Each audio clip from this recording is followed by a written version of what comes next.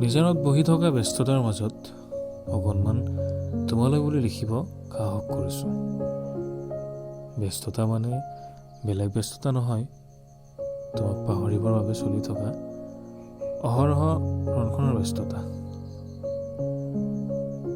তোমাৰ নামেই হাহাকাৰ কৰে মোৰ হৃদয়। লিখিবলৈ লোৱা শব্দবোৰত খেলি মেলি লাগি যায়। আগতে যেন কবিতাৰ শিৰোনামত তুমিয়ে আছিলা, এতিয়া নোৱাৰোঁ তোমাক লৈ কবিতা লিখিব। নোৱাৰা হৈ পৰিছোঁ। এতিয়া মোৰ কবিতাৰ শিৰোনামা এক প্ৰশ্নবোধক চিহ্নই পৰি থাকে। নীৰৱতাক খংগী কৰি এতিয়া মই তোমাক মোৰ কাষত অনুভৱ কৰোঁ। আন্ধাৰ ৰাতিয়েও আজি মোৰ কাণত গুণগুণাই কৈ গৈছে সময়ৰ পৰিৱৰ্তনৰ কথা। পুৰণি স্মৃতি ৰোমন্থন কৰি মই তোমাক জানো আকৌ বিচাৰি পাম। মোৰ কবিতাৰ শিৰোনামা জানো তুমি হবা।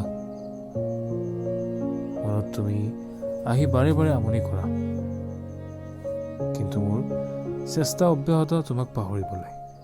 তুমি যে মোৰ নহয়, কিন্তু হাজাৰখন ৰণত নিজক ব্যস্ত ৰাখিলেও শেষত যে তোমাক খুঁৱৰি মই ৰণত পৰাজিত বুলি দেখাই দিওঁ। তুমি মোৰ দকৈ প্ৰেম নামৰ সাগৰখনত সোমাই দিলা,